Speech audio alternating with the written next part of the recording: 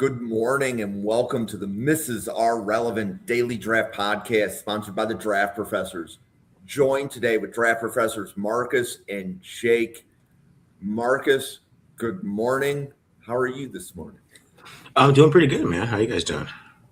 Doing all right. Jake, how are things with you?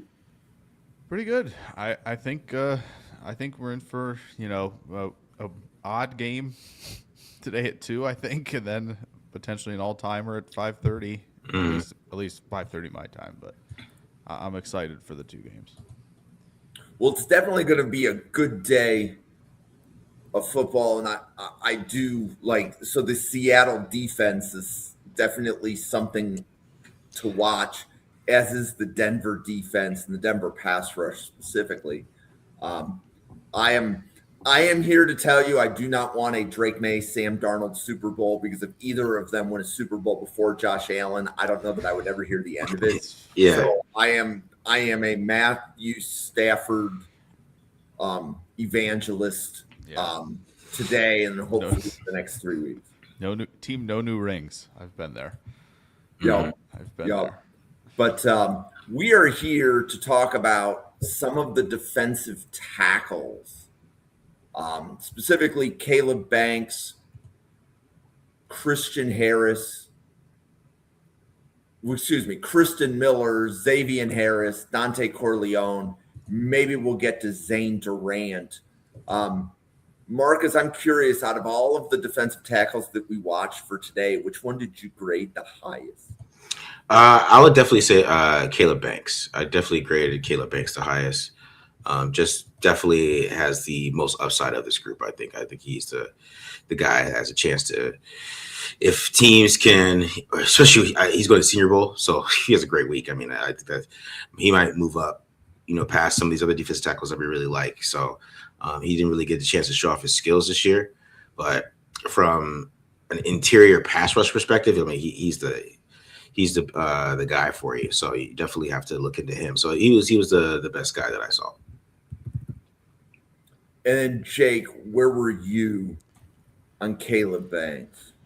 Yeah, pretty high coming into the season, right? I mean, you look at, I think just 2 things that stand out that I think are kind of maybe different from the rest of these guys, right? Is that explosive finish downhill, right? And then also how smooth he looks. Like, I think a lot of these guys are agile enough, right, at defensive tackle, but they don't look like they look a little stiffer, right? And you can tell that there is a pretty significant difference with like how Banks moves, right? How he's read stepping and working around offensive linemen and dipping under contact. And again, as I said, the finishing downhill explosiveness, like he just looks so smooth and agile and explosive kind of relative to everyone else. And like when you kind of combine that with some of the power he shows and some of the real nice timing and strike timing that he has, to get linemen off balance, to again get around them, to dip underneath, and like all of that, like it does feel like he is just. I really wish we got to see him, because I think like you see all these insane flashes last year, right? Along with I think like a 20% pass rush win rate as well, and or a 20% pressure rate, whichever it was. But you see all that and you go, man, if we had just gotten a full year this year, who knows? Who knows where he'd be at this point? And it's very possible that we'd be talking about him and inside the top 10, right? As like, oh yeah, he's gonna be the first DT off the board, right? Like that I guess depending on how you grade Bain, but there is just a level of like, wow, he looks way too smooth doing this, to the point of like you almost think he's like an edge rusher or a linebacker, right? Because guys just aren't like that big or not supposed to be that smooth. Like I feel like he could play tight end.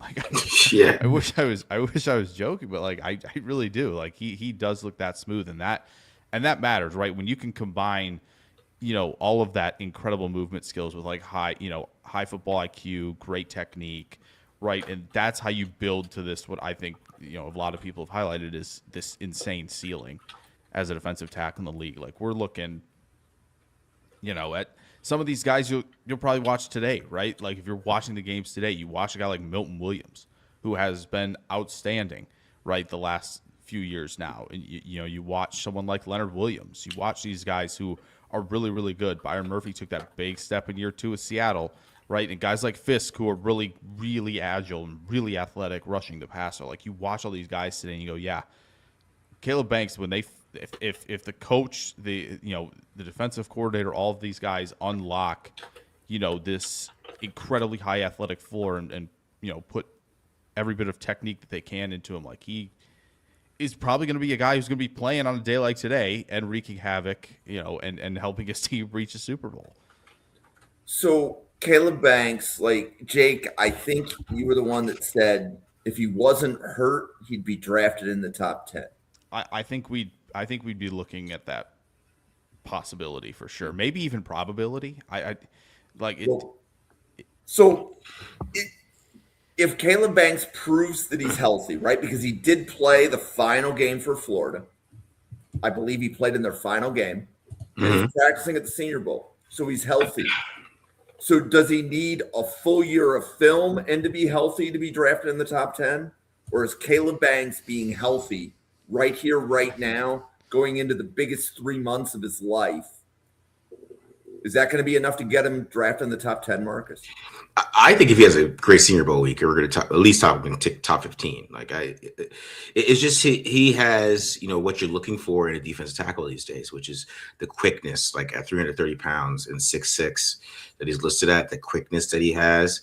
I think he depends on that quickness a little bit too much. And sometimes in the run game that can hurt him a little bit if he's making the wrong decision, if he's trying to beat somebody inside, or doesn't really play behind his hands like as much as he used to. But that's something you can be taught. If he gets taught how to play behind his hands and not just depend on his quickness to beat people. Because he's going against guys that are not as athletic as him for sure. When he's playing, in college football, he could just use his quickness to get past people. And I think you're going to see a lot of that at the Senior Bowl. You're going to see just how quick he is, and these guys aren't going to be able to hang with him, especially those one-on-ones. I mean, I think it's going to be a little bit unfair, and I think that's what we're really going to see, the pass rush upside that he has, because he tapped into it. It looks like he's had about almost 30 pressures a year since he's been playing, and then this year it was down a little bit because he didn't play as much. But when you watch him on film, especially like the LSU game, he's still dominant. He was coming off injury. He looked very dominant in that game, right? And then you go back the year before, like I did, and I watched him in 2024, and he looked even more dominant in 2024. So it's those things are on film, and everything that he can get better at, I could teach him with some good coaching, right? So that tells me that he has this huge upside that's there, and if he has a great week, he has a great combine. He has great interviews. All those things work out for him. I could see him going top 15. I could see him being that guy. But defense tackles are looked at a little funny these days. So you never know. He might be able to fall, but I don't think he gets far into day 2 if he does fall that far. Yeah, and realistically, I think I'm hearing 4 defensive tackles in the top 50. And it's going to be 4 plus or minus, depending upon how like a Lee Hunter is graded or Caden McDonald is graded. Yeah. Kind of thing. So if you need a defensive tackle, Caleb Banks is really one of the 4 premium players in the draft. Kind of thing. So I think when supply is low, those players are going to go early. Yeah, and I think the other thing, I think Marcus brought up a really, really good point with Banks is when you're, and this kind of applies to every position, right?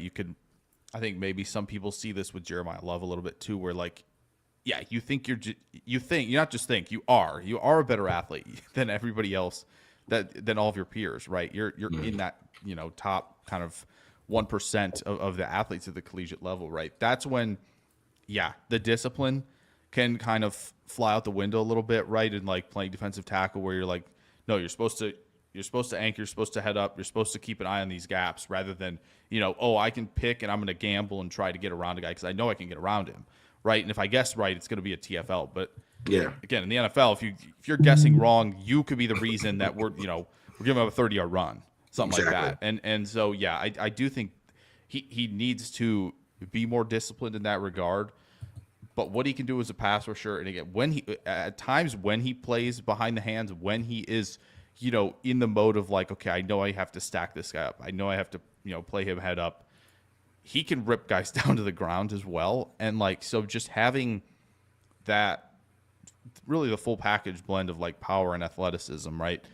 If you're a team that needs pass rush help no matter where you need it, right? And I mean, most teams would probably say like, yeah, no, we're not this like good. We can just pass on that. I think most teams would take advantage of that. Like, imagine you're Kansas City, right? You're pick 9, and you go, okay, well, compare this guy up with Chris Jones. Seems like a pretty decent mentor to have right in the room. I know Marcus probably doesn't want that at all. He's like, no, don't do this to poor Mendoza. I don't need Banks and Chris Jones hunting him. Sure as hell don't. But think of like Metabuike, right? If he's done, like, I don't know what's going to happen with the neck injury and if he's going to be back and how that looks for him. But Baltimore needs pass rush, right? I think Jesse Minter would be very pleased to say, okay, we can get a type like Banks next to a type like Travis Jones, and who can work perfectly off one another, I think, for what Minter wants to do. And, I mean, the Jets have 2 picks in the top 16. I mean, you've traded away Quinnen Williams, right? You could probably use a player like Banks in the middle of that defense, in the spine of that defense. So, like, as you keep going down this, like, list, and I Jim, correct me if I'm wrong, Buffalo might be, a team that might, with Ed Oliver hopefully back and healthy, he hopefully can play the full 26 season, and what he is, and he's really good. Just to have a player like Banks next to him probably would be extremely beneficial to not only Oliver, to not only the rest of the defensive line, but the linebackers, right? All of that creates an impressive spine to a defense. I think teams should probably be lining up if you think, man, we need 4 guys to get after the QB. We need a balanced kind of foil for a player that we like up front already. Like, that feels like just teams should be kind of lining up for that. If, we get he has just destroyed offensive linemen today. Like, the first day of practice, he comes out and just running over guys, around guys, all of it, right? Flash the club move, all that. And then, maybe doesn't practice the rest of the week. Then the combine's really good. You see all the agility times and explosive times, like he's doing all that. You put all that together. Yeah. Well, and Caleb Banks and Deion Walker would feed families. Oh, yeah. And yeah, that's right. Plus Walker. And so, like, you just go up and down. Yeah. You just go up and down this list of, like, teams. And it's like, yeah, I know Cincinnati, they've tried to put resources into defensive tackle, right? And obviously, I think Peter Woods is probably going to be the first one still. Yeah. But, you look, Detroit, do they really have – they have, like, the 2 stout run-defending types. They could go that direction too, right? Like, there are so many teams. Chicago really doesn't have anything up front. They're kind of just banking mostly on kind of a little bit of development from Booker and still what Sweat can really provide them. And it's like, yeah, they got like Dexter and guys like that. They tried Grady Jarrett. They could be in that realm too. So it just feels like when you look like up and down this first round, like, okay, it would be really dumb, but they would. Like, you think if Philly thinks they've got something here, they'll do that. Yeah. I know Ojomo's been good, right? Ojomo's been good for them and as their third guy, but I don't think they care. I think they happily do that. So it's just the demand, as you said, Jim, right? Like, the demand is, and the playoff teams. Yes. Right. So just go, like, you listed Chicago, you listed Philly, you listed Buffalo. If you're picking in the back half of round 1 and Caleb Banks is there, you do not get the opportunity to draft a player as good as Caleb Banks if you're a playoff team, if he's not injured. Right. Because like there were people that had Caleb Banks over Peter Woods in the summer. Right. And not to mention all the kind of the types of defensive tackles, right, that we're talking about in this class, where it's like, you get to these pass rush types that I think, one of them's on the list today, right? And these types of guys who are smaller, they're built for 3 tech, but they may be more hybrid player than that, right? Maybe a 3-4 end.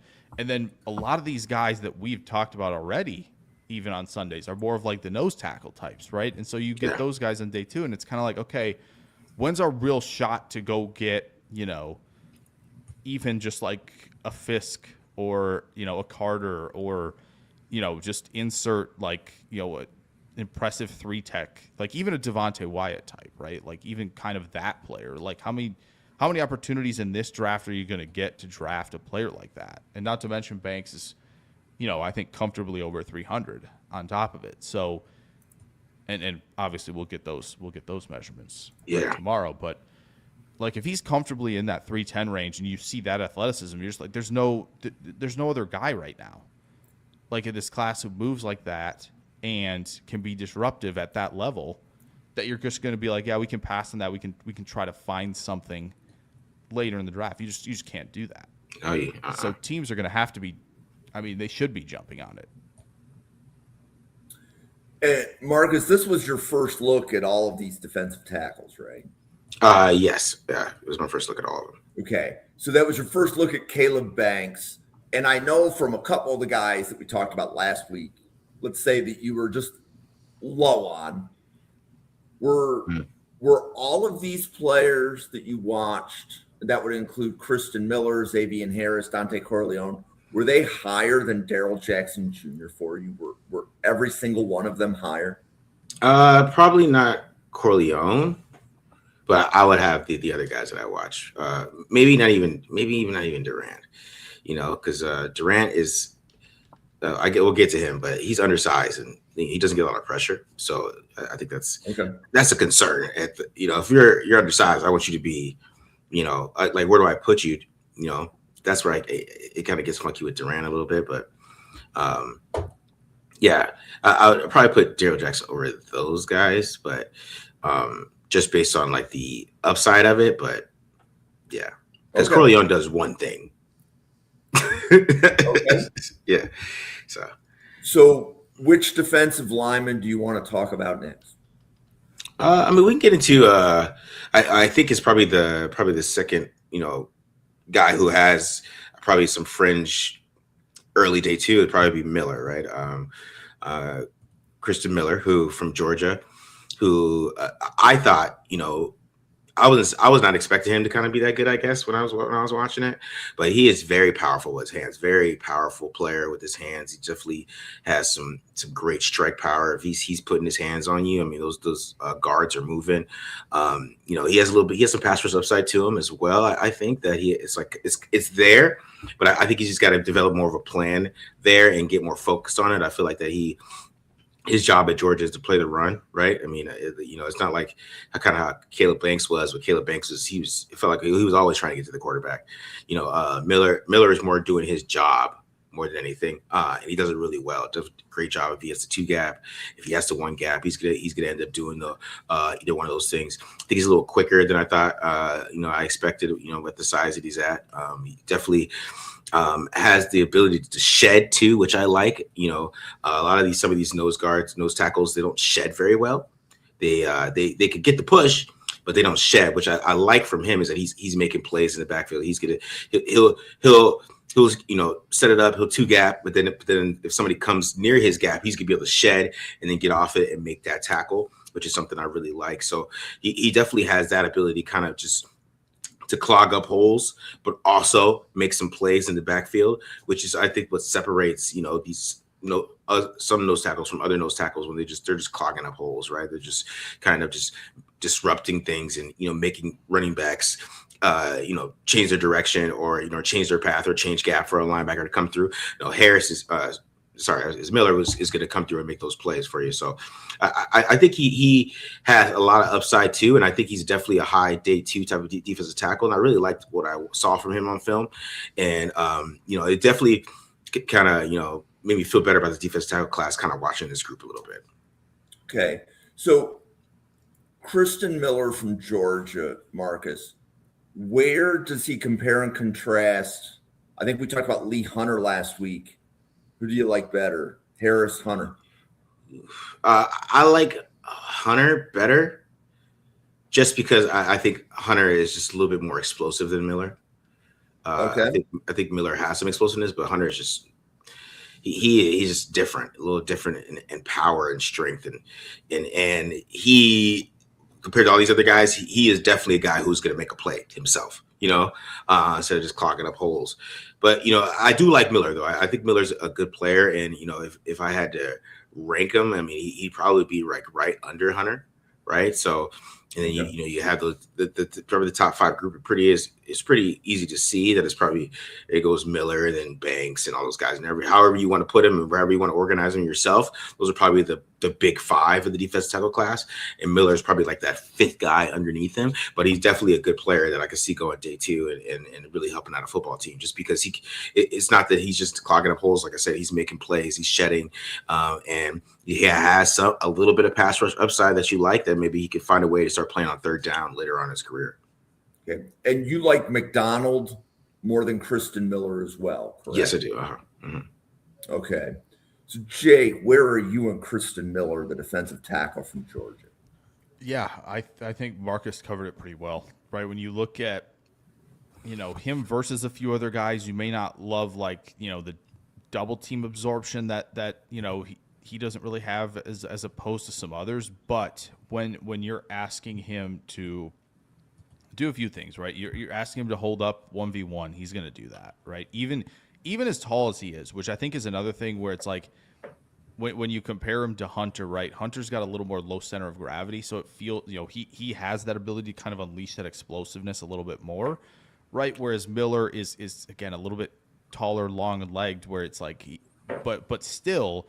Even so, you have the athleticism there, right? You see like zone runs, perimeter runs, where he is doing a really, really good job of not only keeping gap sound on the move, but keeping a hand free while he's in contact with an offensive lineman. And you see that on multiple occasions, right? I think Alabama, Tennessee, two really good examples of it.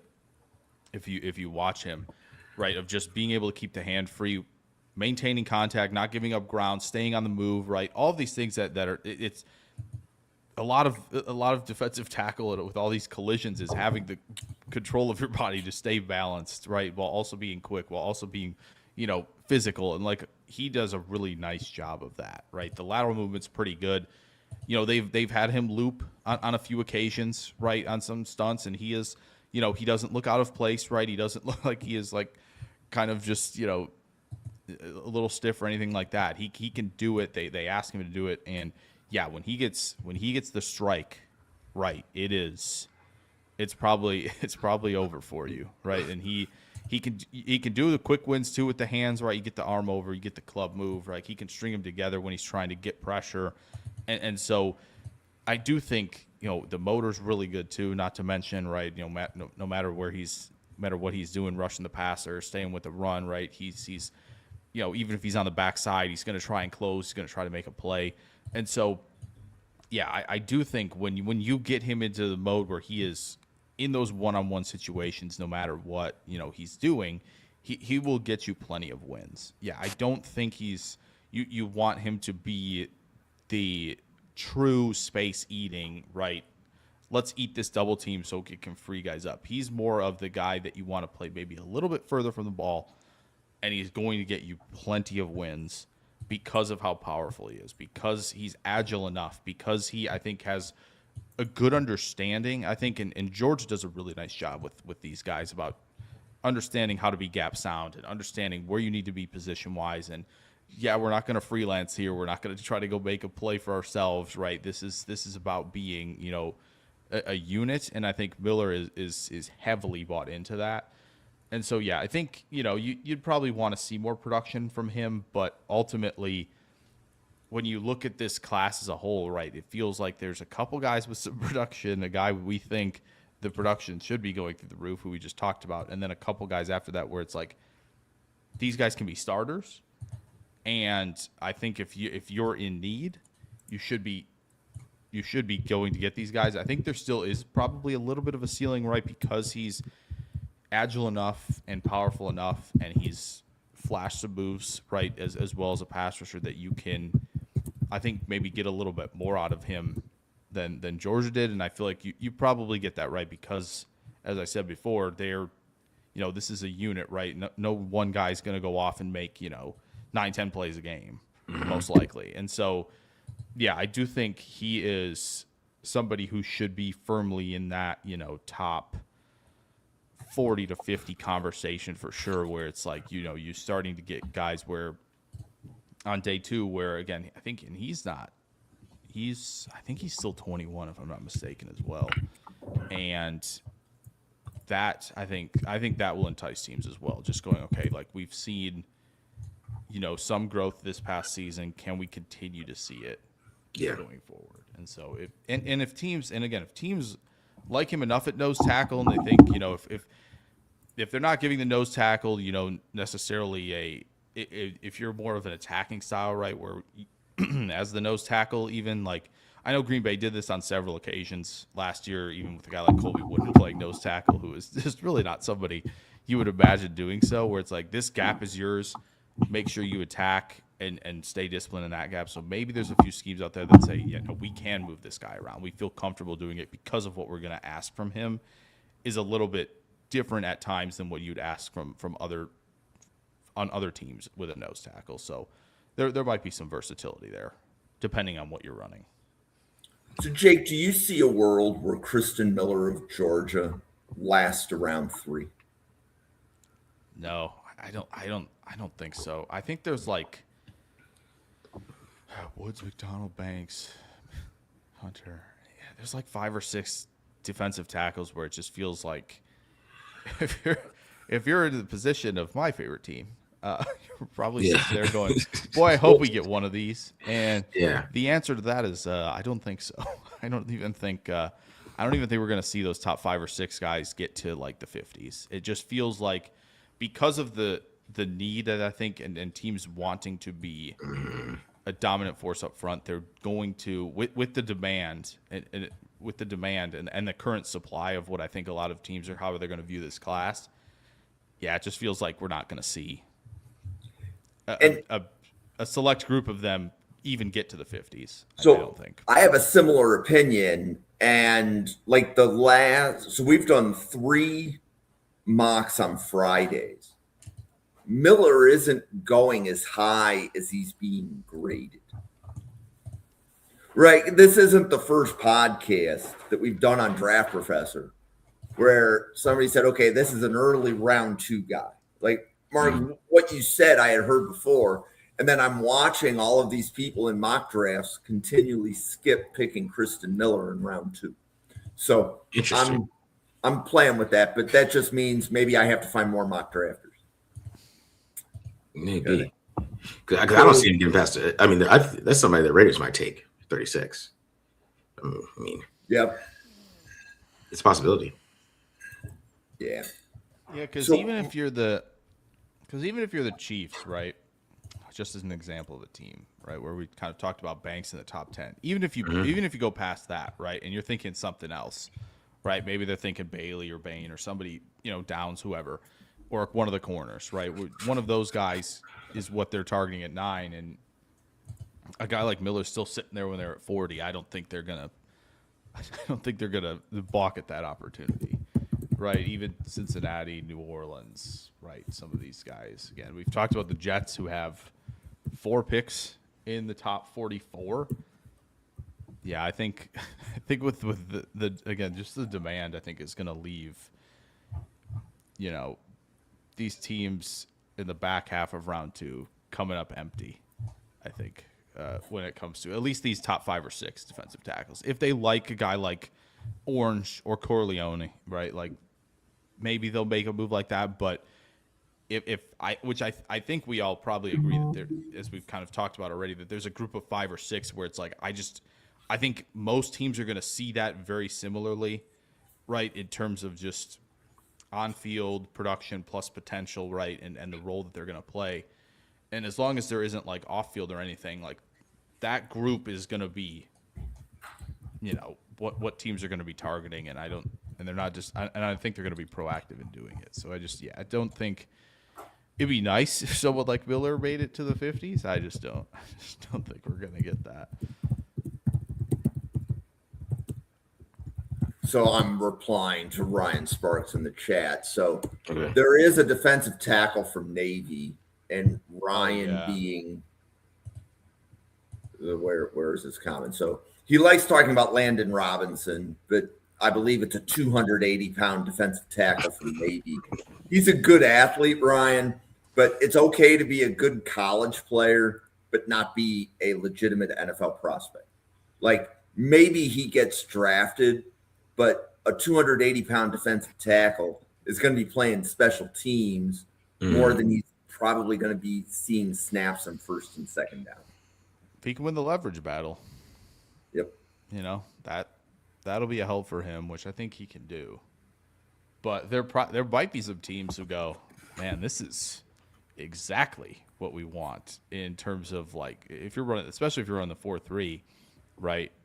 Of like, oh, we can, you know, this guy can play the bigger, you know, the run defending defensive end while we have kind of that, you know, pass rush specialist, better athlete a little further out from the line of scrimmage, and he can be kind of that more, you know, edge setting, right, defend the run type of defensive end.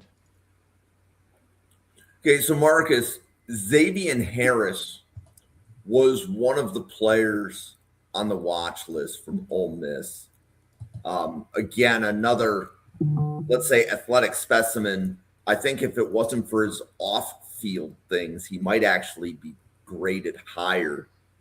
But what did you think of Xavier Harris from Ole Miss?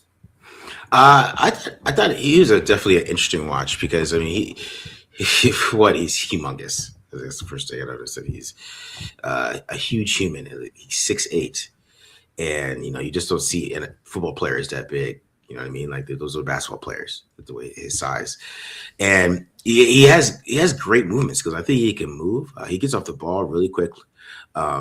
Definitely, I think technique wise though, I mean it's kind of just hit or miss. He's not really a technician at the position. I think he kind of is like Caleb Banks a little bit, where he tries to rely on the athleticism a little bit too much and try to get past you. He has a great get off, but you know when it comes to like using his hands and things like that, he definitely has some work there. But I think he definitely has the power. Though when he does use his hands, he really push the pocket and make people move. But the athleticism with him stands out. Like there's a lot of upside with him. I feel like he hasn't really tapped into his potential that much. I feel like that there's so much there that that could be worked out if he puts the work into it that he could actually tap into. But like his natural ability is there, right? It's like I forgot what game it was, but there's a game where he came off the edge. I think it was. I forgot what game I was watching where he came off the edge, had a little bend around the corner at 6'8", and he got some pressure there. So there's a lot of talent with him. Like he's very talented, right? But I still think that there's a chance he'll probably end up being a day 3 guy, just because the talent hasn't matched the production, right? So you're seeing the talent there, but it's not matching it. But there's a lot of things to like about him. He definitely. Like I said, he has trouble. He's always gonna have trouble with the pad level because he's always gonna be really high. So he has the high pad levels there. So he has end up getting pushed around a little bit. But if he gets off that ball quick enough, I mean, he can get past somebody. And I just think that if he does work on the hands and work on some of those techniques, he can become a good defensive tackle in the NFL. But I mean, that's really gonna be all on him. He has to fix those things because he's very raw prospect, in my opinion. I think there's a lot to. Like that maybe you could see somebody getting better and tapping into that potential. But as of right now, since he's not really there or he's not really as high level as some of these other defense tackles, he's going to end up falling in this draft, especially if he does have off the field issues. But he definitely has a lot of talent that you like that, I want to see him continue to grow with. But and a lot of things that he did stood out on tape and kind of, surprised me a little bit. But I could tell that he's raw and just a big dude with athleticism kind of just moving around a little bit. So he's definitely has a lot to work on. And Jake, where does Harris fall for you on your board right now? Yeah, I think that really is the struggle, right? When you are that big and that tall. And Walker's made it work in Buffalo, to all of his credit, for sure. But yeah, I mean, I think it's going to be tough for him because I don't think he's solid as a linear athlete, but I think the the struggle with him is kind of like when you're running a loop, and he's played like, kind of 7-tech ish on their line as well, and that can work for you when again in college when you can chase down plays from the backside and like that's but obviously when the athletes get to the 1%, you can't be playing out there. He is extremely strong, and with that wingspan, right, the tackle radius gets big, and there are a couple plays that he made this past year where you go, oh wow, like the wingspan is insane. Again, I think it's going to be difficult for him with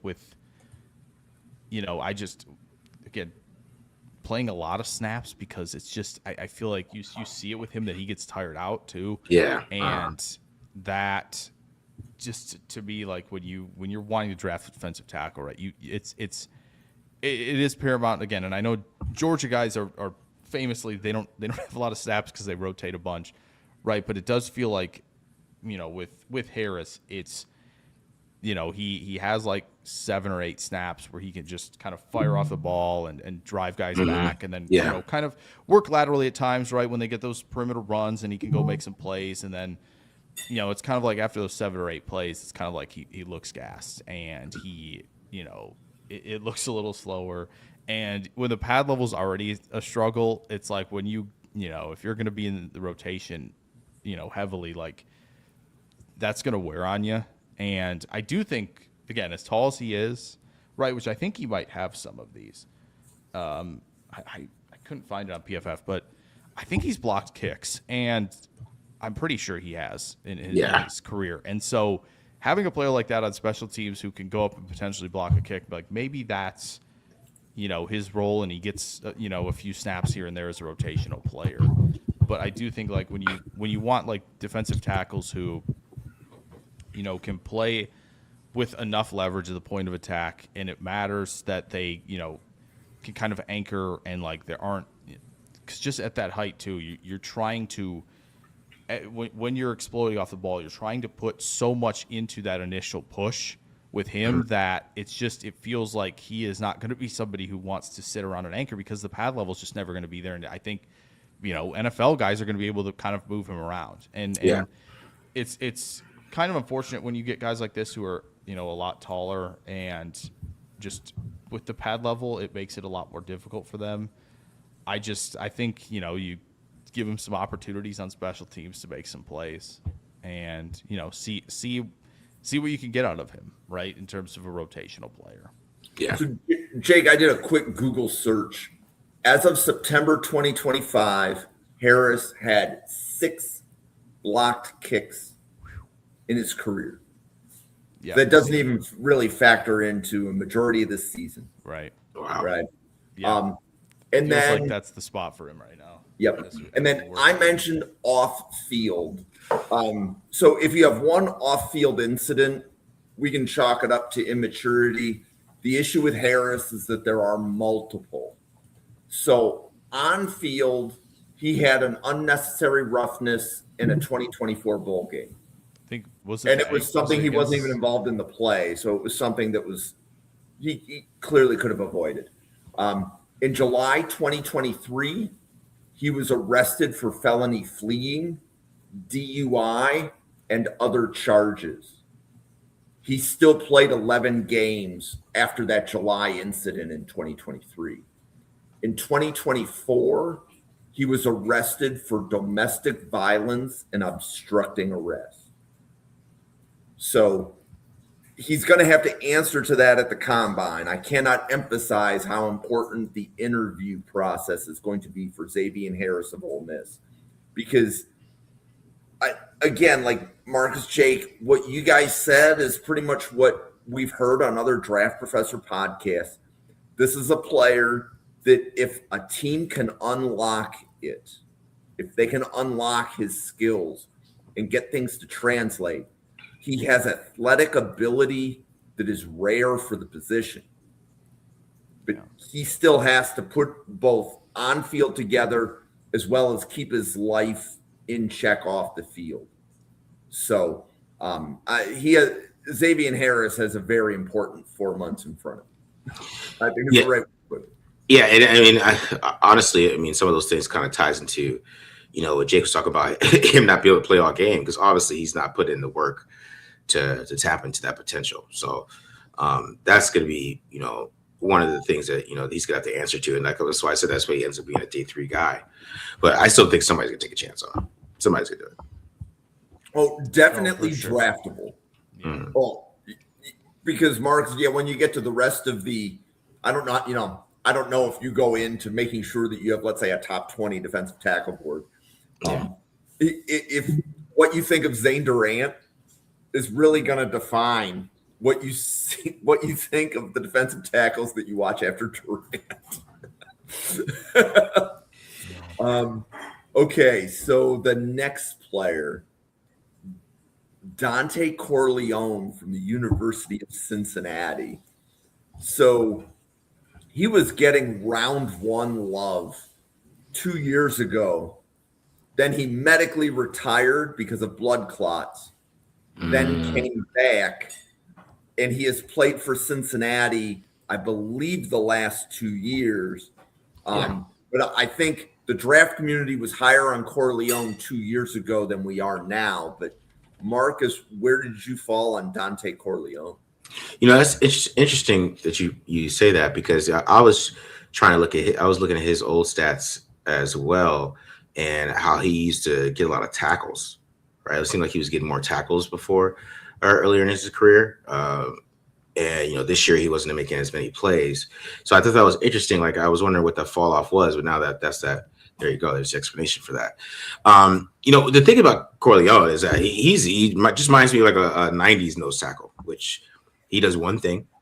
And that's what I was talking about. Like the difference between some of these guys is the shedding. And he doesn't shed or anything like that, but he does one thing. He pushes the gap. He pushes the guy inside. He makes running backs have to change direction, reroute where they want to go. Guys running inside zone, and he's trying to get to that that weak side A gap. Oh, he's making you go back to the strong side A gap because he's going to push that center right back into it. And he does that consistently. He's consistently pushing guys around. I didn't see him get moved once. I don't even believe he's 335 pounds. I think that's a lie. I think he has to be 350. I'm sorry. Maybe it's because he's short. He looks 350, 360 to me. And when he's playing, and he is just that old school nose tackle, just pushing people around, man, and not and just doing his job. I mean, that's what Corleone does really well. He is going to push you around. He's going to do his job. I want him to make more plays and kind of disengage because there's some times where he would push somebody, right? And I felt like he was in the position to disengage and make a tackle, but he was like expecting a linebacker. Then Cincinnati ain't get the best linebackers in the world. There's nobody there, so like it ended up being a big run, even though he did his job. Sometimes other people aren't going to always do their job. But you can't always depend on that. Sometimes I want you to shed and make that play and disengage.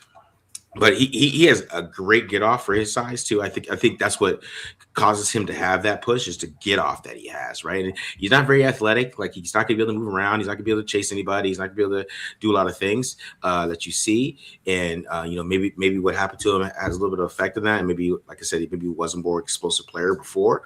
But I still know that if I bring him in, he will play the run well. Like that is a known thing. He's going to do that. He's going to do his job. He's going to do that nose tackle. I think you just got to get him more into disengaging and making some plays himself and growing into that. I saw that a couple times on film. And when he does it, because he's getting that push no matter what. I mean, he's going to get the push. And if he gets the push and he disengages, starts making those plays, it's going to happen because there wasn't a single lineman that I saw was able to move him from his spot.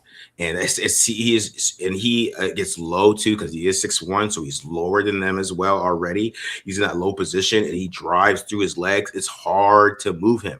Like you get him in those goal line situations. He's going to be that guy that's going to be blowing those goal line plays up, and he might not make the tackle, but he's the reason why somebody else is.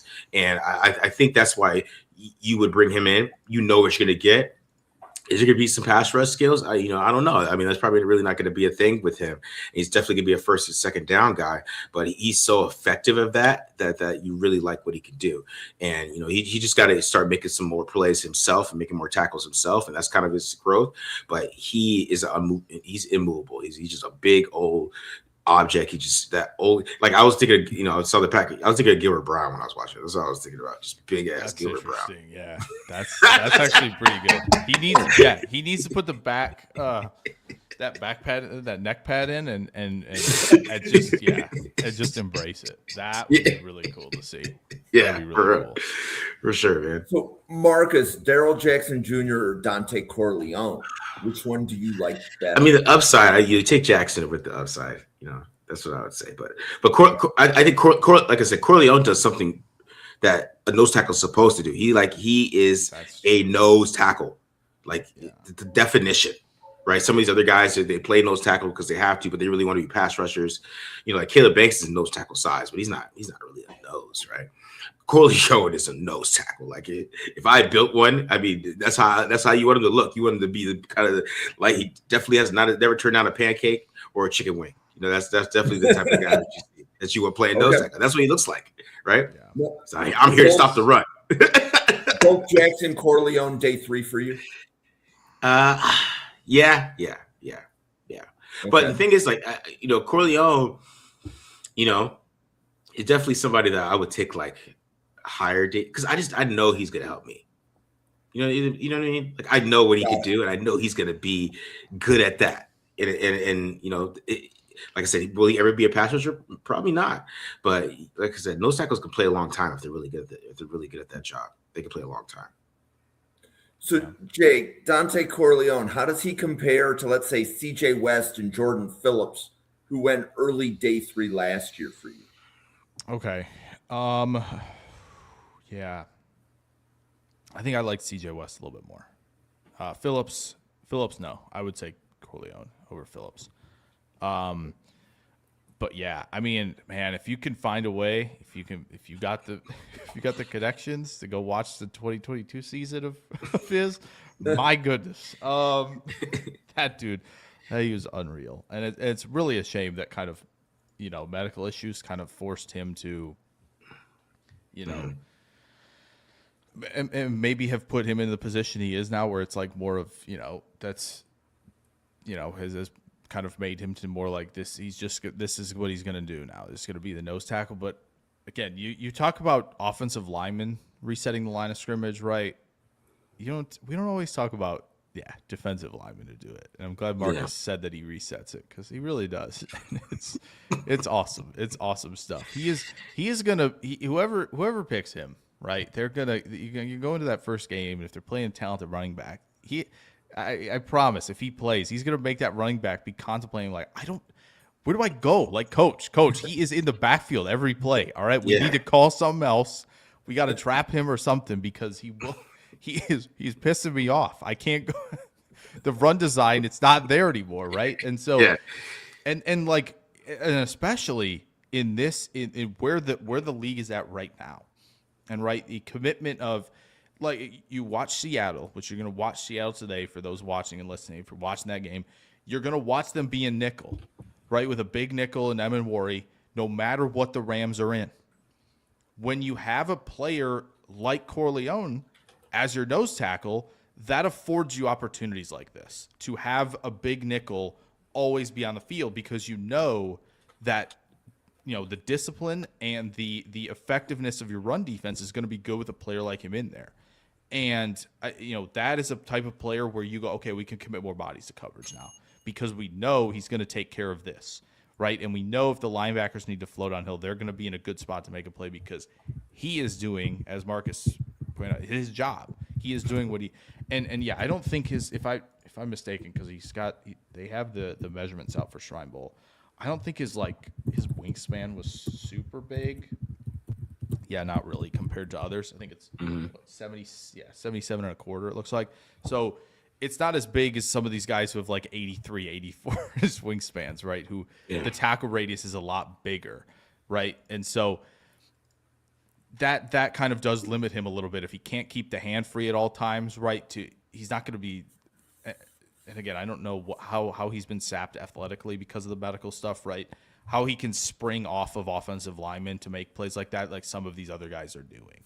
And so, I think it does kind of limit him a little bit, and that might be why he's around 4, right? Top of the 4th round type of player for some of these teams. But ultimately, I think with where the league is going, and if you can commit, enough to the run with also having a player like an Emmett Warrior or Hamilton or DeJean or whatever, what have you, to commit enough to coverage and still, be versatile enough to handle whatever any team is throwing at you. Like Corleone is going to be a big part of that because of what he can do, against the run, no matter if you're in, nickel or dime or whatever. He's like, no, they're not running at me. Like I promise you that. And so that's where I think, if you're a team that has a lot of defensive tackles who are doing a great job getting after the quarterback, right? And you feel like, okay, we have to get better in this area. This is an area we must get better at. Early down runs. Can we limit early down run success rate?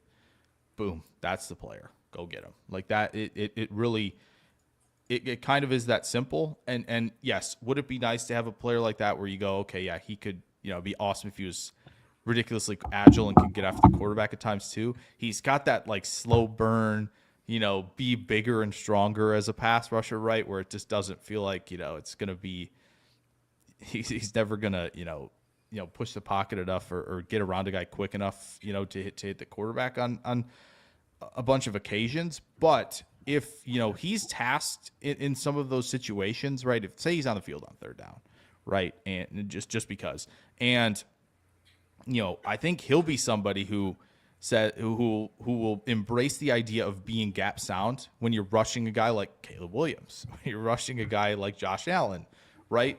He'll be like, all right, no, I'm not going to get, way out over the skis, trying to turn the corner, run around a loop and letting this guy have an escape route, right? He'll at the very least be disciplined in that area as well, rushing the passer. Well, he'll take the more conservative approach, right? Get that first initial part of disruption because he's so explosive off the ball and because you often see the hands in the armpits of offensive linemen or in the chest of an offensive lineman pretty quickly, right? Like he'll still be in good positions if you need him, right? In third and medium's a really good example of when you probably would like him on the field, right? Because, teams are, I think, taking more chances in that area running the ball because, right, they're going for on fourth. And so you might have him on the field for plays like this. And having a guy who is sound and knows what his responsibility is and knows where he needs to be is, I think, extremely important too. So it just does feel like he is. You often say he's a plug and play guy, right? When you talk about like day two players, but like for a specific role, like he really is that. And I think that, sometimes, teams, they go chasing something that they're hoping to find, right? And then, you'll have some teams that go, no, we know what we need. Let's take him, right? We know what he's going to provide. We know what he's going to do. We know what we can get out of him. And I think that will be, I think that could lend Corleone, hopefully, to have a long career in this league because, he's in that vein of some of these guys that I know Marcus mentioned last week or the week before of like they've stuck around at this position for a long time because this is their job and they're not doing a whole lot else. Mm-hmm. Marcus, was Chris McClellan from Missouri one of the players we covered last week? Yes, he was. Yes. And do you like Corleone more or less than Chris McClellan from Missouri?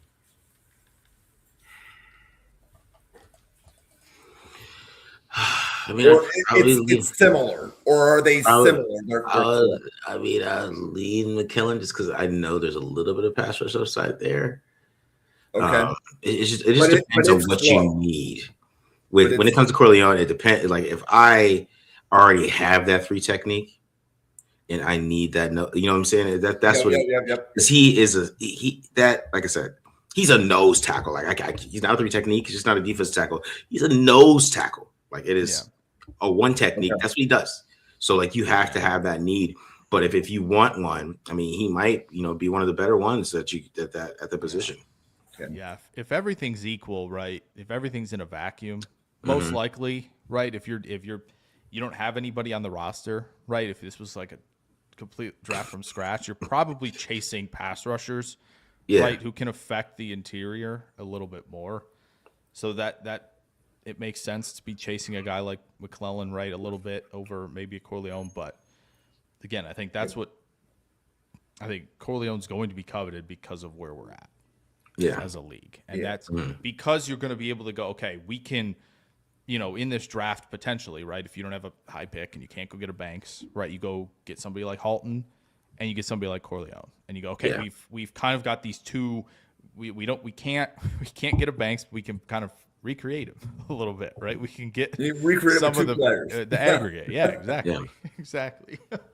So but yeah, so Jake, I was going to pivot to you for Zane Duran here in a minute, but just to give maybe the audience a little bit of an idea. So, like, typically when Marcus is podcasting with us, a lot of times it's the first time Marcus has seen a majority of the players that we discuss, right? As you're building your board.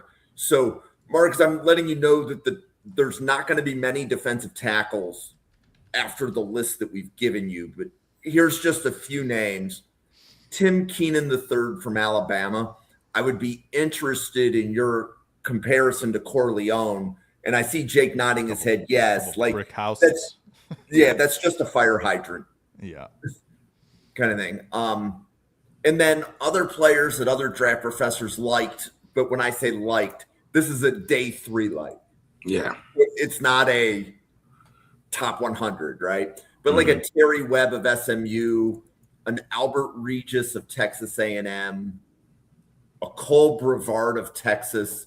Jake just mentioned Grayson Halton of Oklahoma, but like you said, Halton is the opposite of Corleone, right? Yeah, perfect foil. And then maybe Aaron Hall of Duke or Brandon Cleveland of NC State, but that's like the defensive tackle class. There's a few others on the simulator, but none of the players are being pounded for even on day 3. So you've seen what the defensive tackle class looks like. Okay. So Jake, do you want to highlight Zane Durant of Penn State for the audience, and then Marcus can chime in on the portions that he's watched? Yeah, I think with Durant, I think a lot of what he does and a lot of what Penn State asked him to do is get in the backfield as fast as possible, and he can do that. There's no question he can do that. It's often, he often looks like a receiver at times where he's like, I'm gonna attack the outside shoulder real quick to get started, and then he will just cross the face of offensive linemen with that level of explosiveness. And if that's his gap, he'll take care of that. He'll reroute backs. He'll create that level of disruption to a run play, and also potentially make the play. And like his motor's probably the foil of Harris's, where it's just like I think he is just. He's trying to do maybe a little too much at times with as explosive as he is. But again, I think that's way more interesting, right? It's kind of like a QB who's aggressive, right? Where you go, I'd rather rein that in than have a guy who's passive and is unsure of what he's seeing. And so with Durant, it's kind of like, yeah, okay, he wants to play with his hair on fire. Awesome. Let's just rein it in just a little at times, right? And so when you can win with that level of quickness, that level of explosiveness, right? Even as he's probably around 290 as well, I think, right? And so that there's your pass rush type who, again, if you're asking him take care of this gap, right, or on early downs, and then go rush the passer, right? I think that is exactly what you're going to get. I do think like there are flashes of where the explosion off the snap turns into some jolting of offensive linemen. And if you can keep unlocking that little bit of power that I think he's shown, because he can play with that leverage anyway, because he's not as tall as some of these guys, I think there is a real chance that you get the best out of him. And because he's at Penn State, you know what the combine's going to look like. So yeah. I think we're going to get card's going to be pretty green. When we get to that part of draft season. So I think like, and he might be another guy who you can, because of how athletic he is, 3 tech, if you're 1 tech, asking him to do a specific thing, right? Not take on the double, not hold the point of attack, but like slant and attack a gap, right? When you're asking him to kind of do that, get him out to 3, maybe even get him out to 5. And he might be just fine out there as well with a little bit of flexibility that I think you don't often see with some of these guys either. So yeah, I think if you get him to play again just a little more under control, you get him to use that leverage and that explosiveness and leverage that into better power at the point of attack consistently, like you really might have something with Durant at the next level, right? Again, probably not going to. There might be like specific times you align him at 1 because you're trying to do something different. Like, it could be a run stunt, could be something else. Obviously, you could align him there on passing downs, right? Because of just that level of disruption. So there's going to be some of that versatility, flexibility you can have with him, along your front. And again, you can't really teach that level of explosiveness. So that's where I think teams are going to be. I think itching to. Jake, is your grade for Durant day 2 or day 3? I would probably have him right in that late day 2 area of like, there's something here we should absolutely be exploring, and just in terms of just again we kind of mentioned it earlier, right? You look at in a vacuum, what do you want to find? Explosive pass rushers like this are a good thing you want to be looking for. So yeah, I would probably have him. Yeah, I would keep him in that late day 2 area just because I think there is the potential of where you get these guys who are a little smaller in stature, but that can work to their advantage if they have enough mass and if they have the level of explosiveness that he does. So I think the Penn State guys coming out are insane athletes anyway, and they've been in the weight room, so you just keep on that regiment. And I think you've potentially got something here. Marcus, how much of Durant did you have a chance to watch? I got to watch about 1.5 games. I got halfway through the Indiana game. But what I like from him is I think there is a little bit of consistency from him when he's playing the run too. I think there's a little bit of consistency there for his size, and he's very strong too. When you're that small, you want that to be a strong player, and kind of be able to have the ability to use your hands. And I think he does a good job of doing that when he does want to play the run, when he wants to focus on that. But most of the time he is just rushing after the passer. They just have him trying to make a play. And I think, what happens with that is that he's not constantly, getting in there and making plays at times. So I agree with what Jake was saying there. But I do think there is potential for something to tap into that maybe he didn't get to tap into at Penn State. Like there's you could see the pass rush ability though, right? You could see the ability. You could see that he has the ability to rush the passer from inside, and he's still productive at times. In some other games, he's not productive. In some games, he is. Some games, like in certain matchups, they didn't play him as much. Like the Michigan State game, he didn't end up playing that much. The other game that I watched, and he didn't play that many snaps because I guess he's running the ball more. But against Indiana, he's out there the whole game because they're going to pass the ball a bit more, and they want to get after Mendoza. So he has a job that he had to do. But I do think that there is some elements of him playing the run pretty well as well, and having that strength to do it. But yeah, his feature is that third down inside guy for now. And I think if you draft him right now, that would probably be the step that you would take, is put him as that guy, as like that third down pass rusher that you bring in and to rush the passer in certain sub packages. Do you guys see Durant as a 3-4 defensive end, a 4-3-3 technique, or something different? I would say 4-3-3 technique. I still think that's what he would. That's where his where he's gonna live. I mean, because he's what, 287, 290. I mean, honestly, I could put 10 pounds on you That's not bad, especially if I'm developing you, man. And if he has, like Jacob Somebody's from Penn State, I'm sure that could be pretty easy. Just put 10 pounds on him, give him to 300, And that's the thing when I see these guys they're like 290, like getting to 300 is so easy. Like it's not like we're trying to get to beef him up to 320. I mean, you can just put 10 pounds on. Like you could work him in for a year, especially if you're drafting him later on in the later rounds. These guys get bigger, man. I mean, Max Crosby was like 240 soaking wet. He's like 260 now. So like, you know what I'm saying? Like these guys do get bigger in the NFL. So I think we don't take that into factor. So I think it's somebody that he could still put on some weight and you can allow him to develop that way. So he might be undersized right now, but if we can get him to like, 310 and 305 and he keeps that athleticism and some of that power he has, I think there's something you could develop with. Jake, how about you?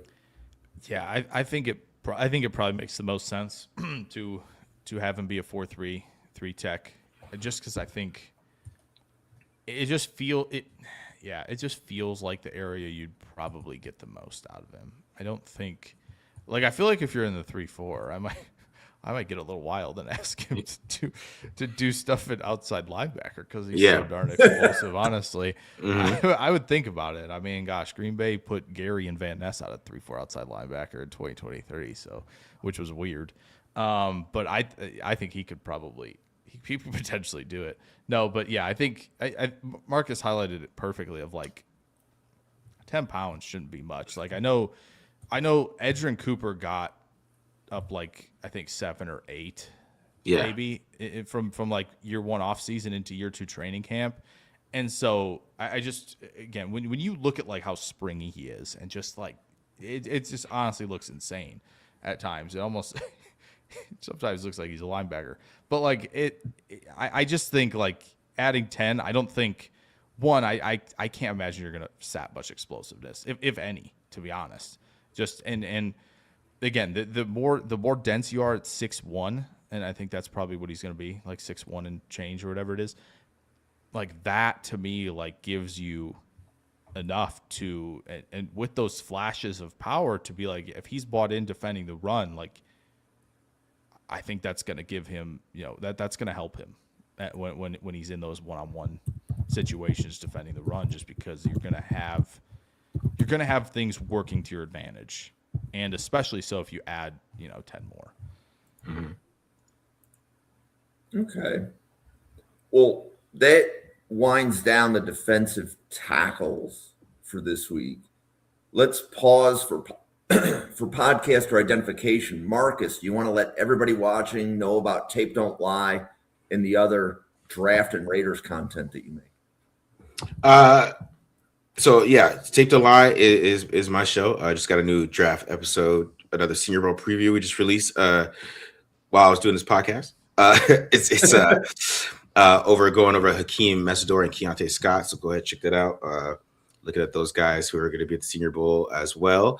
And then we're gonna start our mock drafts after the Senior Bowl. We're gonna start doing those as well too. So check that out. And then and then I do a whole bunch of draft breakdowns. You can join the memberships. I got basically every Mendoza game almost already done up there for the members, every single throw. So I do a lot of breakdowns like that, and I'm start releasing that a little bit more. So and follow me on Twitter at the Mark John NFL for a lot of my draft takes there as well too. Love having you on. Thank you for supporting Draft Professors. Jake. Yeah, at Jake NFL Draft on Twitter is where you can find a lot of the YouTube Substack stuff. Ben, probably going to have a few things out tomorrow. I think we're going to look at, Mekhi Lemon for one, who is, just built for the new age. We've kind of talked about him on here, as well as, just going through a lot of the Senior Bowl stuff this week. It really is a fun week to kind of digest all that happens down there. So gonna have a lot of thoughts there as well. So again, that at Jake NFL Draft is where you can find all of those links. Yeah. So I do want to give a shout out because this is the Senior Bowl week. So a significant number of draft professors are traveling to Mobile. If you're interested in any of the Senior Bowl players, we have done a Senior Bowl position preview for every position. So if you go to the Draft Professor YouTube, at NFL Draft Fanatic. No, I am Fanatic. You can find the Senior Bowl wide receivers, Senior Bowl corners, defensive linemen, etc., scattered throughout the channel the last 2 weeks. So if there's a player that you're not hearing talked about enough, there's a good chance our podcast covered them for at least 30 seconds to a minute. So that being said, for Marcus, Jake, myself, and the 110 podcasters at the Draft Professor, thank you so much for tuning in. We will see you on a podcast again tomorrow night. Enjoy your Sunday, everybody.